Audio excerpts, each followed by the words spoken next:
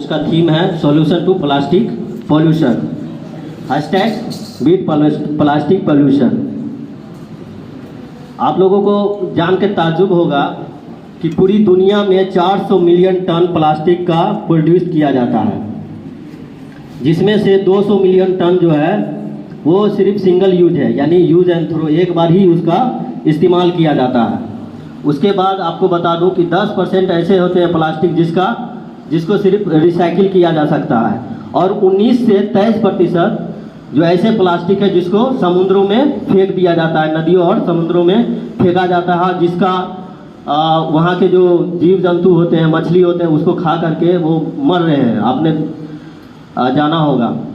और मैं आपको बताता चलूँ कि आपने माइक्रो प्लास्टिक का नाम सुना है, जो 5 मिलीमीटर से कम होता है, और ये पोल्यूशन जो प्लास्टिक पोल्यूशन है ये बहुत ही ज़्यादा इंसान के लिए खतरनाक है। आपको बता दूं, जो आप बड़े शौक से जो पानी के बोतल में जो पी रहे हैं, इसी में सबसे ज़्यादा 94.37% जो है ये नैनो प्लास्टिक पाया जाता है।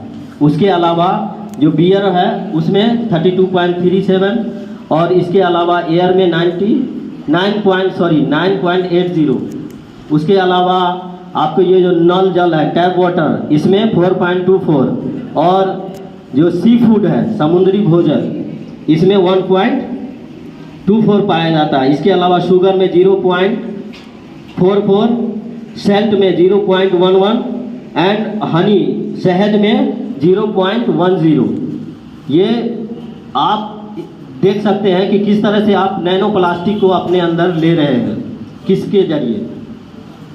तो अब इसके लिए भारत सरकार ने क्या किया, भारत सरकार ने इसको सल्यूशन के लिए क्या क्या किए हैं, तो आपको बता दूं 42वें संविधान संशोधन 1976 में ये फंडामेंटल राइट बनाया गया 51A(g) में, कि जो देश का सभी नागरिक जो है वो इसकी सुरक्षा करेंगे, पर्यावरण की सुरक्षा, वन्य जीव की सुरक्षा और जंगलों की सुरक्षा करेंगे।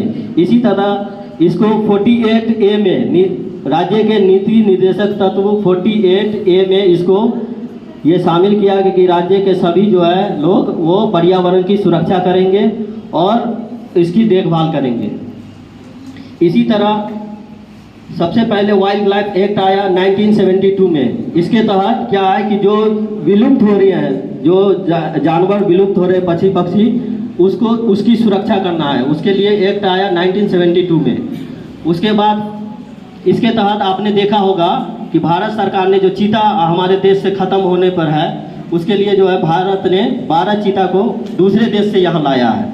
तो ख़ास तौर पर इस पर ये कानून को लागू किया गया और बड़ी सख्ती से लागू किया गया, जिसका अभी तक दंड भोग रहे हैं ये अपने सलमान खान, जो ब्लैक बग का शिकार किए थे, और अभी तक उनके ऊपर ये केस चल रहा है। उसके बाद वाटर पोल्यूशन 1974 में जो पानी के सुरक्षा के लिए लाया गया।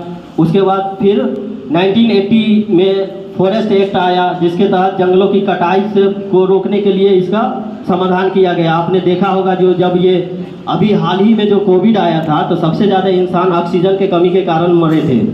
आपने शहरीकरण करने के लिए पेड़ों की कटाई तो कर दी, लेकिन ये ऑक्सीजन, ये पेड़ जो जिनसे हमें ऑक्सीजन मिलती है, इसका कितना बड़ा नुकसान हुआ है ये आपने इस टाइम देखा होगा। इसी तरह 1986 में पर्यावरण अधिनियम एक्ट लाया गया, और 2000 में एयर पोल्यूशन एक्ट लाया गया। उसके बाद नेशनल ग्रीन ट्रिब्यूनल एक्ट 2010 में लाया गया। अब फाइनली हम यहाँ पे पहुँचते हैं कि इसका सोल्यूशन क्या है, कि इसको कैसे रोका जा सकता है। ये प्लास्टिक जो है इतने हमारे लिए हानिकारक है, इसको कैसे रोका जा सकता है। तो सबसे पहले आप ही को अवेयरनेस फैलाना होगा, इसके प्रति जागरूक होना होगा। सबसे पहले तो सरकार को ये करना चाहिए कि सिंगल यूज जो प्लास्टिक है उसको हमेशा के लिए बैन कर देना चाहिए। सिर्फ पब्लिकली नहीं, जहाँ से इसका प्रोड्यूस हो रहा है, जहाँ से बन रहा है, वहाँ से इसको रोकना चाहिए, ताकि वहाँ से बनेगा ही नहीं कि पब्लिक यूज कर पाए। सेकेंड में, अगर आप मार्केट जाते हैं तो आप कोशिश करें कि आप अपने यहाँ से थैला लेकर के जाएँ और उसका इस्तेमाल करें, ना कि वहाँ से आप बीमारी को लेकर घर में आए प्लास्टिक के रूप में। बहुत बहुत शुक्रिया।